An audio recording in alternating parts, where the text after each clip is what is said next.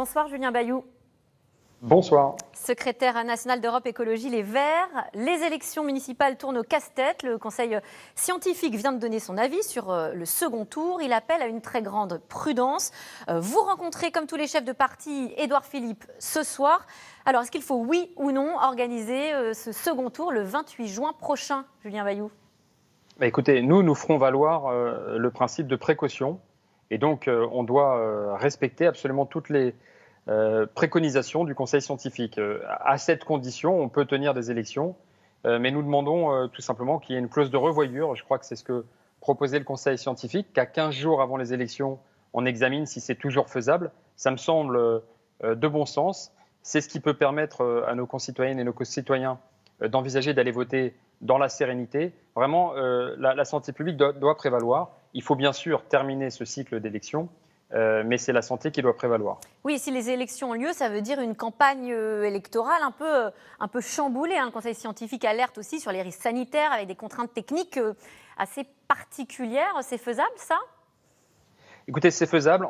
Normalement, dans un entre-deux tours, entre deux municipales, vous avez finalement que 3, 4, 5 jours de véritable campagne, à l'époque où ça se tenait la semaine d'après. Et donc, on va discuter avec nos candidats, nos candidates qui peuvent l'emporter à Strasbourg, à Lyon, à Besançon, à Toulouse.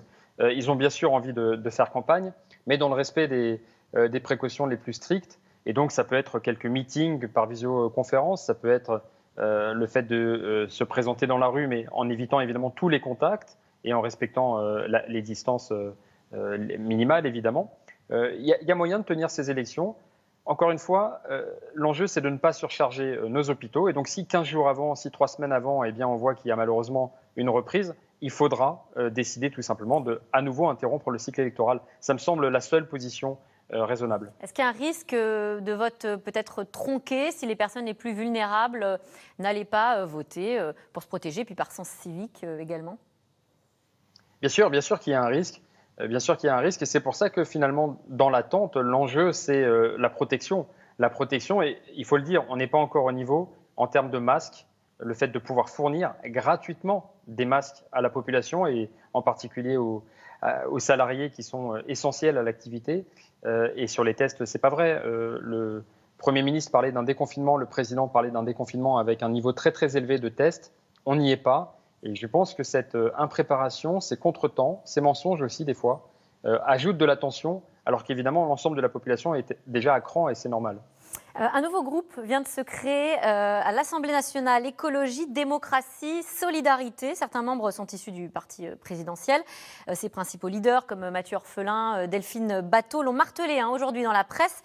Ils veulent peser sur le tournant social et économique. Alors est-ce que c'est une nouvelle concurrence pour Europe Écologie Les Verts ? Non, c'est une bonne nouvelle. Écoutez, c'est la première fois dans l'histoire de la Ve République qu'un groupe majoritaire se fracture en cours de mandat. Même les frondeurs, si vous vous souvenez, et pourtant ils avaient voté des fois contre les propositions de François Hollande et de Manuel Valls, ils n'avaient jamais envisagé d'aller aussi loin que créer un groupe dissident. Il faut bien appeler ça comme ça. Et donc moi, je retiens que c'est sur la base de l'écologie et de la justice sociale que cette décomposition de la Macronie, que cette fragmentation intervient. C'est pas anodin. C'est bien sûr sur la question de l'écologie et de la justice sociale qu'on constate les renoncements, les trahisons de promesses les plus évidents. Et donc, c'est un geste fort et nous les jugerons sur pièce. Seront-ils une petite béquille seulement pour un macronisme finissant ou participeront-ils à construire un rapport de force pour engager une alternative fondée sur l'écologie et la justice sociale? C'est toute la question. Là, c'est à eux de répondre. C'est possible un élan, des alliances ou des convergences? Je pose la question parce que vous proposez, vous, d'organiser des universités d'été ouvertes à l'ensemble de la gauche. Alors, je crois que dans un premier temps, ça a été une sorte de niette. Et puis finalement, il y a eu des négociations qui se sont ouvertes. Vous en êtes où? Mais on voit vraiment qu'avec cette pandémie, elle révèle finalement toutes les failles de notre système. Et bien sûr, le caractère hors sol de la politique menée par Emmanuel Macron, mais finalement de ses prédécesseurs également, sur l'hôpital, sur les services publics, sur l'environnement, sur la justice sociale. Et donc, cette pandémie, elle nous appelle à en tirer les leçons et à proposer tout autre chose. Nous appelons ça la transition écologique dans la justice sociale. Et je crois que ça parle à beaucoup de gens. Alors, beaucoup de partis à gauche, mais aussi beaucoup d'organisations, de syndicats, d'initiatives citoyennes. Et il est temps peut-être que ces différentes initiatives convergent sur un moment concret de rassemblement. Nous avons appelé ça les universités du monde d'après. Tout autre nom est valable. Je crois que c'est important d'identifier quelques mesures qui pourront permettre de tracer notre perspective. Et ça va se faire. Nous étions une cinquantaine hier réunis pour tracer les contours de cet événement. On va accélérer la semaine prochaine. Je pense que c'est vraiment fondamental qu'au-delà des étiquettes, gauche, etc., on puisse proposer un tout autre chemin que l'impasse que nous propose Emmanuel Macron. Nicolas Hulot a fait aussi des propositions pour un monde d'après. Est-ce qu'il n'y a pas un risque aussi de brouiller les pistes finalement? Qui incarne l'écologie? L'écologie, c'est une solution. Vous savez, après cette pandémie, on constate tout simplement que c'est la prédation à l'égard de la nature qui génère ces zoonoses, ces coronavirus. Et c'est la mondialisation libérale qui en accélère la propagation. Et donc, il faut absolument prendre en compte cette leçon. Le problème que nous avions, c'est que Nicolas Hulot n'indiquait pas le chemin, puisqu'il n'expliquait pas en quoi les ministres qui lui avaient marché dessus pendant qu'il était au gouvernement pourraient prendre le virage. Donc, il faut bien construire quelque chose d'alternatif. C'est pour ça que ce nouveau groupe, je pense, fait dissidence. C'est pour ça que bon nombre de forces à gauche s'intéressent véritablement à l'écologie. Et nous disons, c'est l'écologie qui doit servir de boussole, la transition écologique dans la justice sociale. On apprend que ce matin, que Renault envisagerait de fermer 4 usines en France. Le site de Flins aussi pourrait être restructuré. L'État a pourtant accordé un soutien de 5 milliards d'euros aux constructeurs. Quelle est votre réaction à cette information? Je suis outré, vraiment. J'en veux terriblement à ce gouvernement de reproduire les erreurs. On a déjà fait en 2008 une aide importante aux constructeurs automobiles. Qu'ont-ils fait?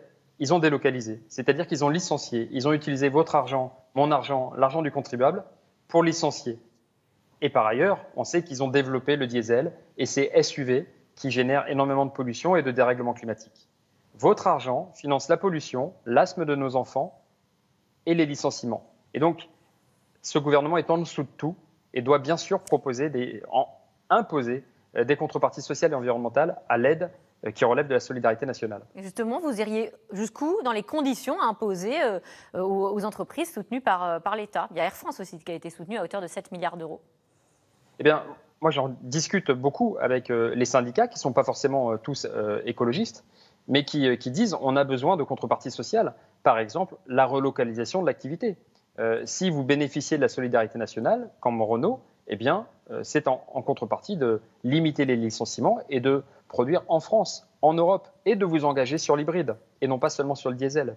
Et pour Air France, il faut finir avec ces lignes intérieures qui font concurrence au train. Si nous payons nos trains plus cher, le TGV plus cher, c'est aussi parce qu'il y a des lignes intérieures qui font une concurrence déloyale à la SNCF. Donc il faut peut-être fermer cette ligne HOP, cette compagnie aérienne, et les contreparties sociales, c'est réintégrer les agents chez Air France dans de bonnes conditions et les redéployer sur d'autres activités.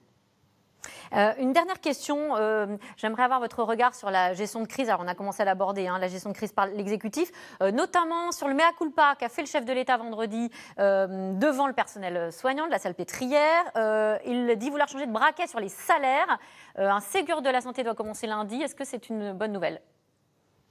On a besoin d'actes. Les mea culpa, les Ségur, toutes les innovations, tout ça.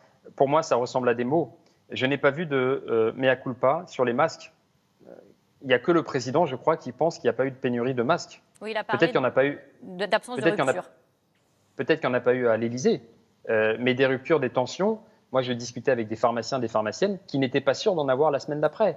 On a généré une tension avec cette incapacité de l'État à protéger la population. Et donc, il faut bien sûr revaloriser les salaires de la fonction publique hospitalière. C'est aussi une question d'égalité des territoires dans l'accès aux services publics. Nous attendons des actes et pas des mots ou des Ségur ou je ne sais quoi. Eh bien, merci, c'est entendu. Merci Julien Bayou d'avoir répondu à nos questions. Tout de suite, c'est dans l'air avec Caroline Roux qui revient sur les mystères qui entourent l'épidémie. Une deuxième vague est-elle inévitable? Les dispositifs de dépistage sont-ils efficaces? Toutes les réponses à ces questions, c'est tout de suite.